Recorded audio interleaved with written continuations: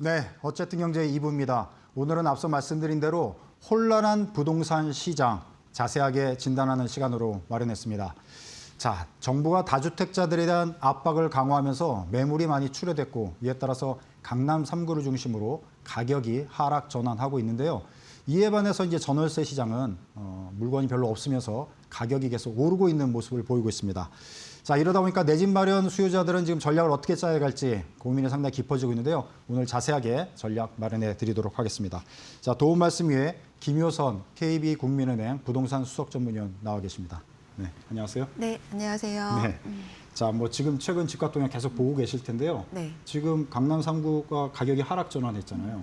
이러니까 사람들이 지금 상당히 더 관심을 많이 갖고 지금 가격 동향을 보고 있는데 전체적으로 지금 상황이 어떤지 좀 간략하게 설명을 한번 해주시죠. 네, 그러니까 서울 전역에서는 지금 62, 3주 연속해서 여전히 상승하고 있는 상황인데요. 네. 말씀하신 것처럼 강남 3구와 용산구는 하락 전환을 이제 하고 있는 상황이고 네. 지속적인 약세가 지금 보이고 있습니다. 네. 그리고 현장에 가보면 호가 자체도 처음에는 금매가 한두 건 나오던 게 네. 최근 들어서는 이제 여러 건으로 조금 이제 넓혀지는 그런 현상들이 좀 보이고 있어서 정부의 정책이 아무래도 초고가 주택 위주로 규제를 상당히 이제 심하게 하고 있다 보니까 초고가 아파트들 위주로는 가격이 이제 하락 전환을 하고 있는 상황이고 반면에 이제 강북권들 이제 노도광이라던가 특히 뭐 성북구, 서대문구 같이 도심권에 붙어 있는 강북구 같은 경우는 최근에 이제 계속해서 상승세를 이어가고 있는 추세입니다. 거래도 점차 늘어가고 있고요.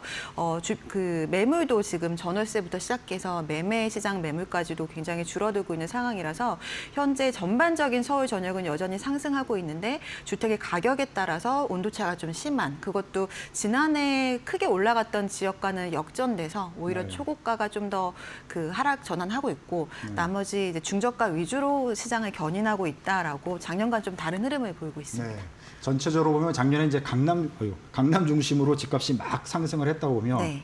올해는 지금 현재 시점은 강남 3구는 하락 전환을 했고 강북 쪽은 가격이 이제 상승세로 돌아섰고 평균적으로 보면 상승폭은 감소했지만 여전히 서울 지역은 상승을 하고 있는 거네요. 네. 지금 이런 그 매매 시장은 현재 이런 상황이다. 네. 자, 서울은 그렇다고 치고요.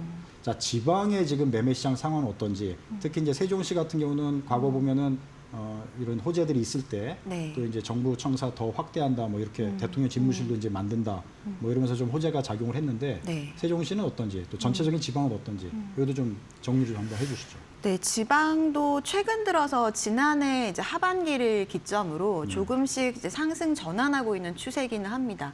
근데 워낙에 2022년 이후로 굉장히 지속적인 하락세가 좀 오래 갔었죠.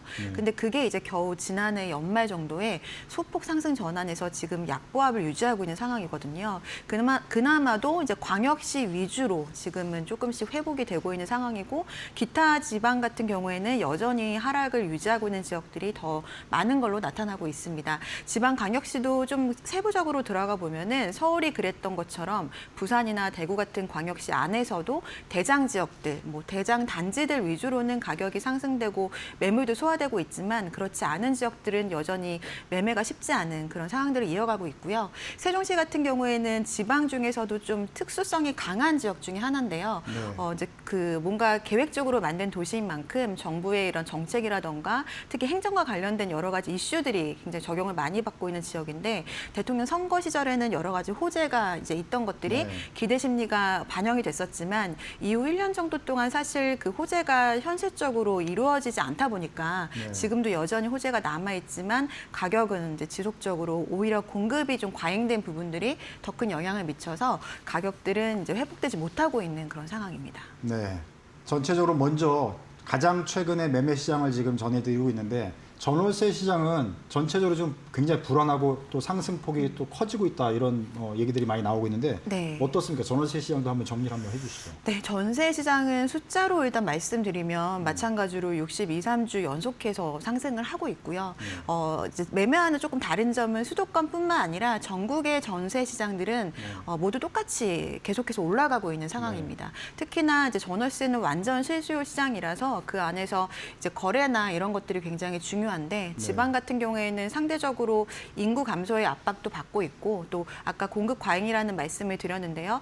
그 신축들도 지금 입주가 다 이루어지지 않는 만큼 그만큼 물량이 좀 충분한 상황이라서 같이 올라가고는 있지만 그 폭이 굉장히 적은 반면 지금 많은 수요들이 이제 서울 수도권으로 쏠리고 있잖아요. 네. 2023년 기준으로는 20대 인구들의 그 70%가 서울 쪽으로 수도권 쪽으로 이동을 하고 있는 상황인데 그런 걸 감안했을 때는 사실 매매보다도 단기적으로 수요가 굉장히 급증하고 있습니다. 네. 그렇지만 최근에 여러 가지 정책들이 집을 비워둬야 팔 수 있는 정책들이 나오고 있는데 지금 이제 뭐 양도세라던가 여러 가지 이슈 때문에 매물이 많이 출회되고 있잖아요. 네. 그만큼 이제 전세의 그 수급 불균형이 좀 심화된 만큼 전세 시장은 다른 어떤 때보다도 굉장히 불안한 상황입니다.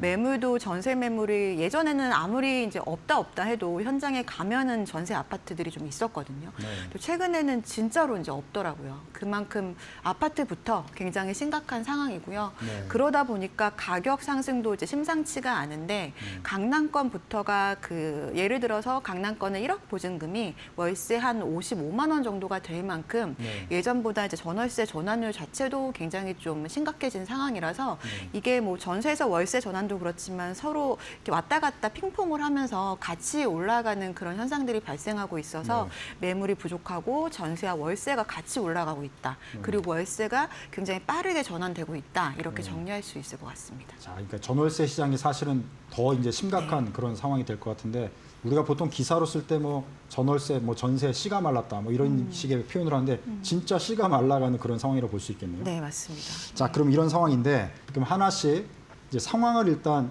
전해드렸어요. 이제 왜 그런지 네. 원인에 대해서 우리가 이제 하나씩 좀 풀어갔으면 좋겠습니다. 네. 그럼 먼저 이제 강남의 이제 서울 집값이 하락 전환을 한 거는 매물이 많이 나왔기 때문일 테고 매물이 나온 거는 역시 정부의 다주택자 압박이 작용을 했다고 보면 되는 건지 우리 김 의원께서는 어떻게 보고 계십니까? 다주택자 압박도 있지만 그 이전에 초고가 주택에 대한 그 타겟팅 정책들이 나왔었죠.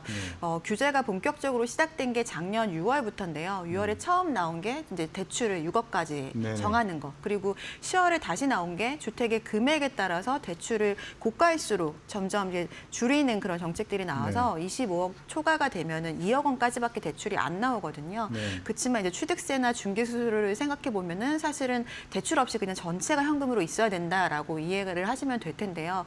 그러다 보니까 이제 매물들은 양도세 중과 유예가 이제 종료되는 시기가 곧 다가와서 그 이전에 빨리빨리 내놓으려고 하고 있는데 그거를 받아줄 수요자들은 25억 이상은 현금으로 있어야지만 살 수 있는 상황이니까 매물에 비해서 받아줄 수요가 굉장히 부족한 상황이고요. 네. 이제 그만큼 이제 그 강남 3구나 용산에 그런 주택 비중이 많으니까 이제 그 지역들이 더 많이 떨어지고 있는 상황으로 보면 될 것 같습니다. 네. 일단 강남 중심의 하락 전환은 양도세 강화, 네. 양도세 강화니까 아무래도 이제 초고가 주택일수록 부담이 커지니까 그리고 물론 이제 재산세, 뭐 보유세 이런 문제도 있을 테고요. 대출을 또 크게 많이 네. 보셨네요. 네. 대출이 안 되니까. 그러니까 수요자도 부족해지고. 네. 그래서 가격 하락 전환이 됐다. 이렇게 원인을 이제 진단해 주셨어요. 네. 자, 그럼 전월세 물량은 역시 이것도 물량이 잠긴다고 표현을 할 수 네. 있을 텐데 잠기는 원인을 이제 우리가 봐야 되잖아요. 네. 왜 잠기는 건지 우리 위원께서는 어떻게 보고 계십니까? 일단 전월세 시장을 보시면 이제 임차인과 임대인이 있잖아요. 그래서 네. 동일한 임차인과 임대인이 그냥 돌아갈 때는 이 수급에 대한 그 뭔가 부족하거나 이런 게 아니라 그냥 원만하게 갈 텐데 지금은 대출 규제 때문에 주택을 지난해까지 매입하려고 열심히 찾던 분들이 대출이 갑자기 안 나오게 되니까 일단은 관망세에 머무르는 네. 그런 수요들이 좀 늘어날 수 있고요. 그리고 네. 지방에서는 여전히 수도권으로 이동하는 수요들이 있는 상황이라서 수요가 적어도 줄어들지는 않은 상황입니다. 네. 근데 물량을 보시면 임차 물량이 나오는 거는 두 가지 방법이 있을 텐데 첫 번째는 신축 아파트 같은 뭐 빌라 이런 신축 물량들이 있을 거고 그리고 원래 임차를 주고 있었던 구축 물량이 임차인을 바꾸면서 나오는 물량들이 있을 겁니다. 그런데 많이 언론에서 보도된 것처럼 신축 입주 물량이 올해부터 본격적으로 줄어들게 되거든요.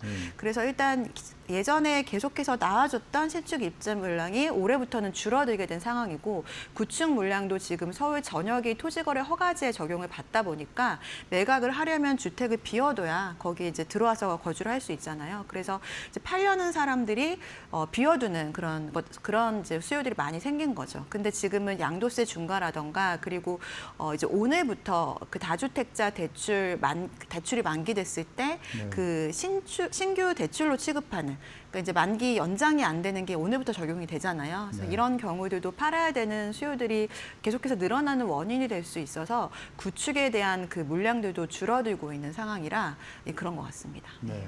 그러니까 전월세 시장을 보면 수요는 지금 엄청나게 늘어나고 있고 네. 그런데 공급은 또 줄고 있고 그러니까 수요 공급의 원리에 의해서 전월세 가격은 오를 수밖에 없다. 네. 특히 이제 수요가 늘어나는 거는 집값이 지금 조정을 받고 있으니까 관망하면서 네. 계속 전세 월세 머무르는 수요가 있는 거고 네. 거기에 또 이동 수도권 쪽으로 계속 이동하고 그런데 신규 아파트 입주 물량이나 이런 거는 부족하고 기존 주택들도 지금 그 다주택자들 정리를 해야 되니까 네. 전체적으로 좀 그 물량이 줄게 되고 아주 진퇴양난인 상황이라고 볼 수도 있을 텐데요. 자, 그러면 이제 다주택자들에 대한 정부의 압박, 그다음에 뭐 세금도 이제 강화를 보유세도 하는 거고 네. 여기에 대출도 원인을 크게 보셨어요. 네. 대출이 여러 가지로 매수에도 부담으로 작용하고 네. 전세도 부담으로 작용을 하고 여러 가지로 지금 시장에 압박 요인으로 작용한다고 보셨는데 앞으로 부동산 시장이 네. 어떻게 이런 요소들이 더 작동을 할 걸로 보시는지 좀 얘기를 한번 해주시죠. 그러니까 정부에서는 정책적으로 초고가 주택들을 이제 타겟팅해서 계속 하고 있고 이제 하반기 때 나올 거로 예상이 되는 종합부동산세 역시 다주택자와 비거주 1주택자 네. 그리고 초고가 주택에 대해서 일반 세율보다 더 이제 많이 매기겠다는 시그널을 계속해서 주고 있고요. 대출 부분도 지금 이제 만기가 되고 다시 연장해야 될 때 예전 같은 경우에는 금리 정도를 조정해서 그냥 연장이 대부분은 됐었는데 네. 이제는 이제 신규 대출 취급하겠다라는 거거든요. 근데 신규 대출 취급을 할 때 다주택자는 지금 LTV가 0이기 때문에 대출이 아예 안 나오는 거고 비거주 1주택자 같은 경우도 뭐 그 금액에 따른 6억, 4억, 2억에 대한 대출 제한을 받게 됩니다. 그래서 지금 이제 점점 더 그 초고가 주택 그리고 다주택자를 타겟팅하는 정책이 심화되고 있는 상황이고요. 반면에 그 이제 수요자들을 봤을 때 그 임차 시장이 굉장히 안정적이면 그냥 기다리면 되거든요. 그렇지만 아까 앞서 말씀드린 것처럼 매물이 점점 없어지기 때문에 굉장히 불안감을 느낍니다. 게다가 시장에서는 대출에 대한 지금 강력한 이 규제가 앞으로 더 규제가 될 거라는 그런 뉴스가 좀 돌고 있어요. 미리. 네. 그래서 그런 것 때문에 그러기 전에 빨리 매입해야 되지 않나라는 문의를 굉장히 현장에서 많이 받고 있어서요.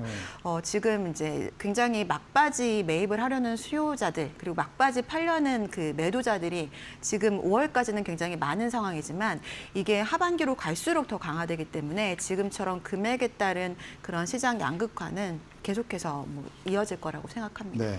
자, 일단 부자들의 심리도 좀 궁금한데요. 이제 은행에 계시니까 그런 상담들 많이 하시고 문의들 많이 받을 것 같은데 일단 토지거래 신청허 그래서 건수가 지금 늘어나고 있는 거는 네. 다주택자들이나 초고가 주택자들이 팔려고 하는 물량이 많다고 우리가 해석을 해볼 수가 있을 텐데 네. 실제 시장 분위기, 상담 분위기는 어떤지 좀 전해 주시죠. 일단은 그 양도세 유예 완화가 확정되기 전까지 사실 세금 문의가 굉장히 많았습니다. 얘기가 이제 나오기 시작하니까 실제 양도세 계산이라던가 팔아야 될지 말아야 될지 이런 게 많았는데 확정이 되고 나서 오히려 이제 그런 문의는 거의 사라졌거든요. 그러니까 결정을 하신 거죠. 이제 다 결정하실 네. 분들은 다 결정했다. 네. 그리고 사실은 이제 문재인 정권 때도 양도세, 보유세가 다 강화돼 있었기 때문에 네. 지난 뭐 윤석열 정권 때도 그 정리하실 분들은 많이 정리를 하셨거든요. 네. 네. 그래서 그동안 못 하셨던 분들이 이제 막바지로 5월까지 정리를 하고 있는 상황이시고 네. 그러니까 그 이미 문재인 정권 이후부터는 자산가 분들도 주택은 한 채로 그냥 수렴하는 네. 그 전략들을 많이 쓰고 계셨어요. 근데 네. 그게 이제 확실시 됐다라고 봐야 돼서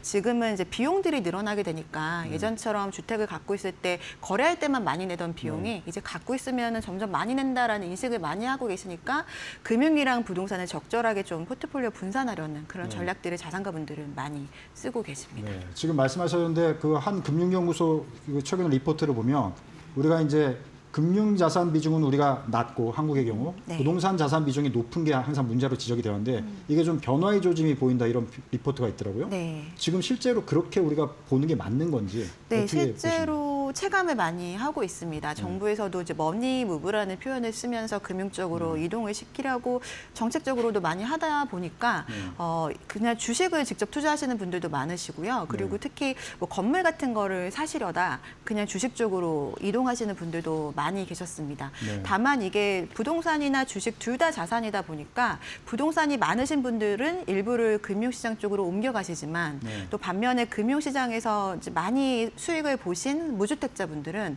그게 또 수익이 많이 나시면 다시 내 집 마련 쪽으로 오시기도 하거든요. 네. 그러니까 둘 다 똑같은 자산이기 때문에 어느 한쪽이 치우치기보다는 이 네. 밸런스를 맞추려는 그런 것들이 새로운 트렌드인 것 같습니다. 네. 자, 그러면은 지금은 일단 다주택자들이나 초고가 주택 자산가들은 마음의 결정을 할 분들은 다 했다.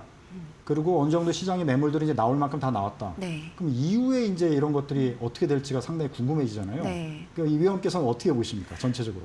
지금 분위기는 두 가지가 남아 있는 것 같아요. 아직까지도 결정 못하신 분들은 이제 종부세에 대한 게 과연 얼마나 강화돼서 나올 네. 것인가 그런 고민들을 많이 하셔서 그게 가능하신 분들은 사실 여러 다주택자 중에서 두 채 정도를 남겨두시고 네. 한 채는 이제 월세를 많이 받는 이제 네. 전세에서 반전세로 옮겨가려는 전략을 쓰시는 분들도 이제 계시고요. 네. 또 하나는 그 고가주택 갖고 계시는 1주택자 분들도 네. 고가주택 또는 뭐 비거주 하시는 1주택자 분들 그분들도 이제는 다주택자만큼 뭔가 세제적으로 크게 비용이 많이 나갈 거라고 예상되니까 그런 것들을 요즘엔 좀 많이 물어보셔서 네. 하반기에는 그 두 가지 정책이 굉장히 좀 관망할 수 있는 네. 그런 포인트인 것 같습니다. 시간이 또 별로 없어가지고 전략으로 빨리 가야 될 것 같습니다. 네. 자, 내 집 마련 전략 짜시는 분이 제일 마음이 급할 테니까 네. 내 집 마련 전략 어떻게 가는 게 좋습니까? 지금 적깁니까? 좀 더 기다려야 됩니까? 어떻게 됩니까? 네, 아직 그 충분히 설명은 못 드렸지만 임차 시장이 장기적으로 굉장히 좀 이렇게 안정을 찾기는 쉽지 않아 보입니다. 그래서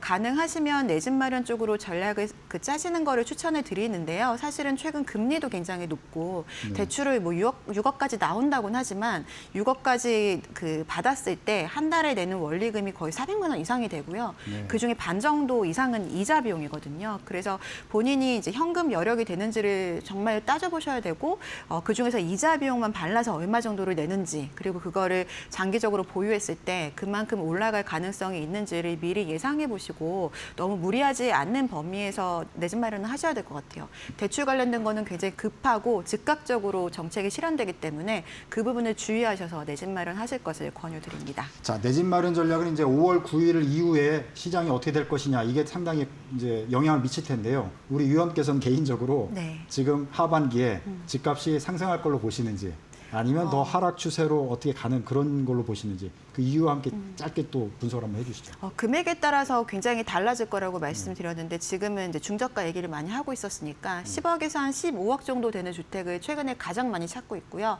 짧은 한두 달 사이에서도 지역이 이제 옮겨가고 있어요. 예를 들어 성북구를 보시던 분들이 가격이 막 올라가니까 타 지역으로 또 이동해서 보시는 수요들이 있으시거든요. 그래서 많은 수요들이 보고 계시는 그 금액대의 아파트 같은 경우는 사실 하반기에도 매물이 많이 출회되는 그런 요인들이 또 추가적으로 나올 예정이기 때문에 하반기에도 중저가 주택들은 상승세를 유지할 가능성이 있고 반면에 초고가 주택들은 가격이 추가적으로 하락 조정될 가능성도 있다라고 판단됩니다. 네, 가격대를 구분해서 이제 말씀을 해주셨고요.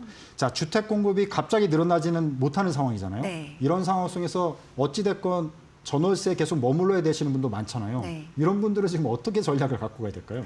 주택 공급이 사실 잘 돼도 3년, 뭐 적어도 3년, 5년, 뭐 네. 10년까지도 걸리는데 사실 지금은 계획들이 잘 진행되지는 못하고 또 전쟁 때문에 분양가나 이런 것도 더 올라갈 가능성이 네. 있거든요. 그래서 점점 내 집 마련이 힘들어지고 그만큼 임차 시장은 점점 물량이 부족해집니다. 그래서 뭐 아까 방금 전에 말씀드렸던 것처럼 이제 전월세 시장에 머무르는 것도 만만치 않을 거기 때문에 갱신을 요즘에 많이 하시는데 갱신보다도 신규로 할 수 있으면 올해 신규로 아예 해버리시면 4년 동안은 안정적이시니까 네. 신규로 하시는 것도 고민을 해보시고 만약에 여러 가지 상황이 매입을 해도 될 만한 상황이라고 판단되시면은 내 집 마련 쪽으로 좀 이렇게 검토해 보시는 걸 추천드립니다. 네, 갱신 청구권을 지금 사용하는 것보다는 바로 지금 새로 하면 또 4년을 갈 수가 있으니까 네. 그런 것도 전략적으로 한번 검토해 볼 필요가 있다. 네. 이게 또 신박한 또 얘기 될 수도 있을 것 같아요. 다시 한번 제가 좀 정리를 해드렸고요. 자, 시간이 많이 또 지나서 끝으로 투자자, 역시 또 부동산 투자하시는 분도 계시니까 네. 투자자 입장, 그다음에 내 집 마련 입장, 또 전월세 입장 이렇게 좀 구분을 해서 끝으로 위원님께서 조언으로 부동산 시장은 이렇게 보는 게 좋겠다. 또 앞으로 어떻게 가는 게 좋겠다. 짧게 마무리 말씀 부탁드리겠습니다. 그러니까 예전에 부동산 투자를 많이 하셨던 분들은 이제 무조건 부동산 불패나 뭐 레버리지 전략이라던가 그런 것들이 익숙하실 텐데 이제는 패러다임 자체가 완전히 바뀌었다라고 생각이 됩니다.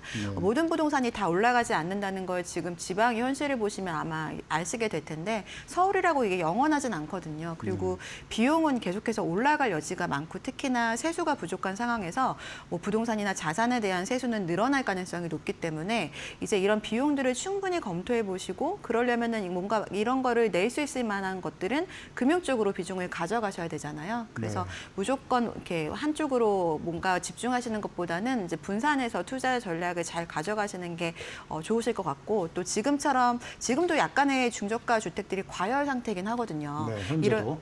그래서 이럴 때는 그 과열된 거를 보시기보다는 좀 더 가성비가 좋은 게 없는지를 살펴보시는 게 중요할 것 같습니다. 예를 들어 작년에 신축이 많이 올라갈 때 제가 인터뷰할 때 많이 했던 게 구축을 좀 입지 좋은 구축을 많이 봐라 이런 말씀 많이 드렸는데 그런 틈새가 없는지 한번 찾아보시는 것도 추천을 드리겠습니다. 네, 오늘 고생 많으셨습니다. 네. 바쁘신 데 나오셔서 고맙습니다. 네, 감사합니다.